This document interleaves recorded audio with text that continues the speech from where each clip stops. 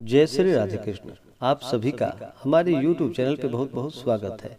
आइए जानते हैं वर्ष 2022 मार्गशीर्ष यानी कि अग्रहण माह कृष्ण पक्ष में पड़ने वाला प्रदोष व्रत के शुभ मुहूर्त के बारे में, व्रत महत्व के बारे में, पूजन विधि के बारे में। तो आइए जानते हैं कि प्रदोष का व्रत कब किया जाएगा। प्रदोष का व्रत जो कि हर माह के कृष्ण पक्ष और शुक्ल पक्ष की त्रयोदशी तिथि के दिन जब भी प्रदोष काल का समय प्राप्त होता है, उस दिन प्रदोष व्रत को किया जाता है। प्रदोष व्रत के दिन इस दिन भगवान शिव, माता पार्वती और साथ में शिव परिवार का पूजन किया जाता है। जो भी भक्त सच्ची श्रद्धा के साथ, नियम और निष्ठा के साथ प्रदोष का व्रत करते हैं, तो भगवान शिव जी की कृपा से उनके पाप और ताप नष्ट होते हैं। भगवान की कृपा से सुख समृद्धि की प्राप्ति होती है तथा अंत समय में मोक्ष की प्राप्ति होती है।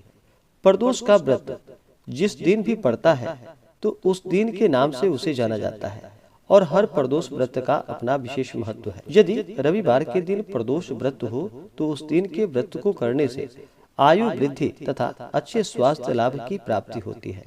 सोमवार के दिन अगर प्रदोष व्रत हो तो उस दिन के व्रत को करने से आरोग्य की प्राप्ति होती है तथा इंसान की सभी इच्छाओं की पूर्ति होती है।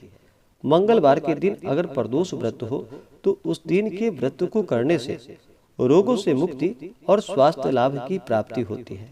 बुधवार के दिन अगर प्रदोष व्रत हो तो उस दिन के प्रदोष व्रत को करने से उपासक की सभी कामनाओं की पूर्ति होती है। गुरुवार के दिन अगर प्रदोष व्रत हो तो उस दिन के व्रत को करने से शत्रुओं पर विजय की प्राप्ति होती है और शत्रुओं का विनाश होता है। शुक्रवार के दिन प्रदोष व्रत हो तो उस दिन के व्रत को करने से व्रत के प्रभाव से सौभाग्य और दाम्पत्य जीवन सुखमय होता है। और शनिवार के दिन अगर प्रदोष व्रत पड़े तो उस दिन के व्रत को करने से संतान लाभ की प्राप्ति होती है। जो भी प्रदोष का व्रत अगर सच्ची श्रद्धा के साथ अपने उद्देश्यों को ध्यान में रखते हुए जब प्रदोष व्रत किया जाता है तो उसके फलों में भी वृद्धि होती है। जो भी जातक प्रदोष का व्रत करते हैं, उन्हें प्रदोष व्रत के दिन सुबह उठकर नित्य क्रियाओं से निवृत्त हो करके गंगा नदी में या घर के नहाने के पानी में ही थोड़ा सा गंगा जल मिला करके स्नान करना चाहिए। शुद्ध वस्त्र धारण करके उसके बाद फिर व्रत का संकल्प लेना चाहिए।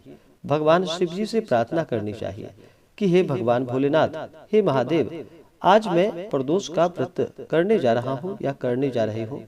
इस प्रकार से व्रत का संकल्प ले और भगवान से प्रार्थना करें कि यह व्रत मेरा पूर्ण हो, आप हमें आशीर्वाद प्रदान करें। आपके मन में जो भी इच्छा हो, जो भी कामना हो, वह प्रभु से कहे।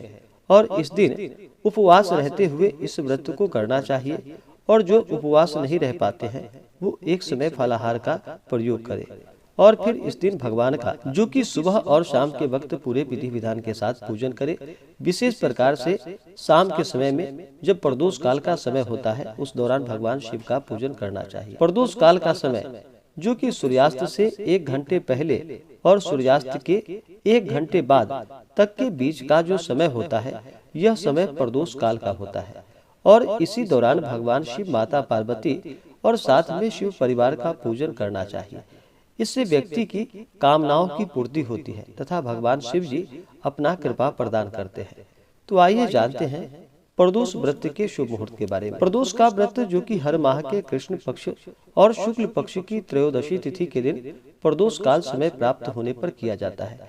तो त्रयोदशी तिथि प्रारंभ समय जो कि 21 नवंबर 2022 दिन सोमवार सुबह 10:09 और त्रयोदशी तिथि की समाप्ति होगी 22 नवंबर 2022 दिन मंगलवार सुबह 8:21 पे।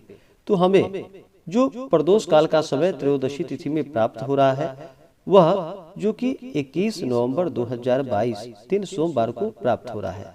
तो 21 नवंबर दिन सोमवार को इस व्रत को किया जाएगा।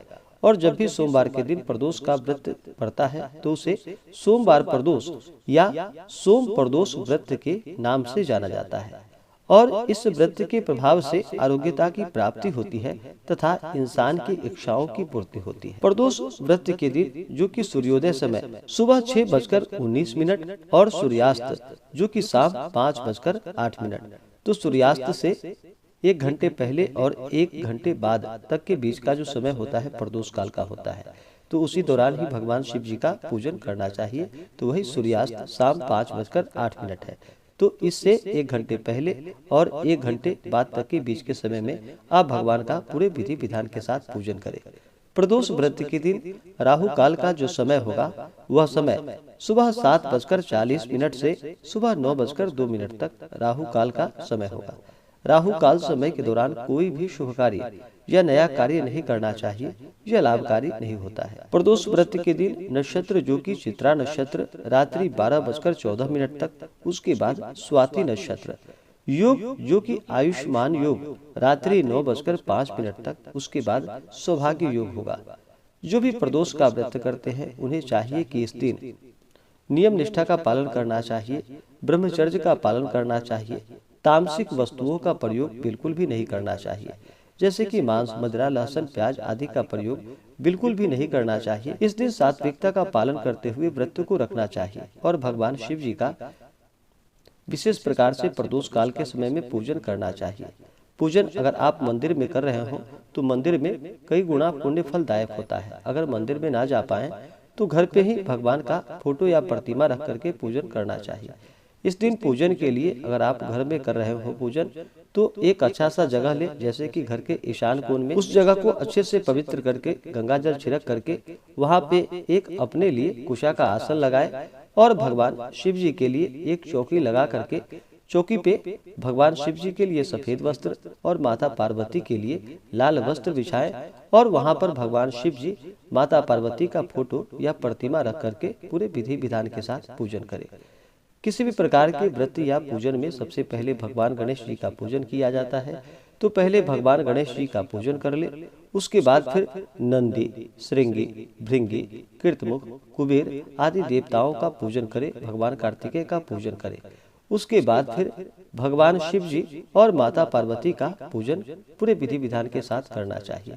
इस दिन भगवान शिव जी का जो कि जल से अभिषेक करे, पंचामृत से अभिषेक करे, शुद्ध गंगा जल से अभिषेक करे, भगवान शिव जी को सफेद वस्त्र चढ़ाए और यज्ञोपवीत भगवान को अर्पित करे। फिर अक्षत को थोड़ा सा गीला करके चढ़ाना चाहिए, सूखा अक्षत नहीं चढ़ाना चाहिए।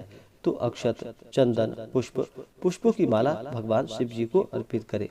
विशेष प्रकार से मंदार की माला भगवान शिव जी को चढ़ाए, कनेर का पुष्प आदि भगवान शिव जी को अर्पित करे। उसके बाद फिर भगवान शिव जी को बिलपत्र, भांग, धतूरा, शमी पत्र आदि चढ़ाए।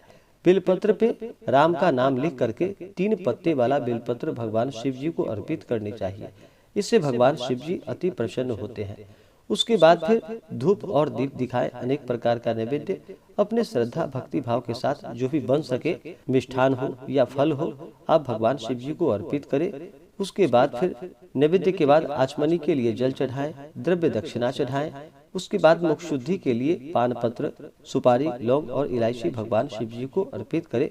इसी प्रकार से माता पार्वती का पूजन करें, माता पार्वती का जल से अभिषेक करें, पंचामृत से अभिषेक करें, शुद्ध गंगा जल से अभिषेक करें, माता को लाल वस्त्र चढ़ाएं, श्रृंगार की वस्तुएं अर्पित करें। उसके बाद अक्षत, चंदन, पुष्पों की माला माता पार्वती को अर्पित करे। स्त्रियां माता पार्वती को सिंदूर चढ़ाएं और पुरुष माता पार्वती को रोली या चंदन अर्पित करे। फिर धूप और दीप दिखाएं, अनेक प्रकार का नैवेद्य अर्पित करे। उसके बाद नैवेद्य के बाद जल से आचमनी करवाएं, द्रव्य दक्षिणा चढ़ाएं, पुंगी फल, तांबूल मुख शुद्धि के लिए माता को अर्पित करें। उसके बाद फिर जिस दिन भी प्रदोष का व्रत हो तो उस दिन के प्रदोष व्रत का कथा श्रवण करें। उसके बाद फिर आरती करें। इसी प्रकार से भगवान शिव जी और साथ में माता पार्वती, साथ में शिव परिवार का पूजन करना चाहिए। इससे पुण्य फलों की प्राप्ति होती है। और प्रदोष व्रत का पारण जो कि अगले दिन जाकर के इस व्रत का पारण आप सूर्योदय होने के बाद कर सकते हैं। तो आशा करता हूँ कि जानकारी आपको अच्छा लगा हो। ऐसे ही ज्ञानवर्धक जानकारियाँ प्राप्त करने के लिए हमारे इस चैनल पे अगर आप नए हैं तो चैनल को लाल बटन दबा करके सब्सक्राइब करें, साथ में बेल आइकन घंटी को दबाएं ताकि मेरे वीडियो का नोटिफिकेशन आपको समय से मिलता रहे। वीडियो को लाइक करें, शेयर करें। सुखी रहे और स्वस्थ रहे। जय श्री राधे कृष्ण। धन्यवाद।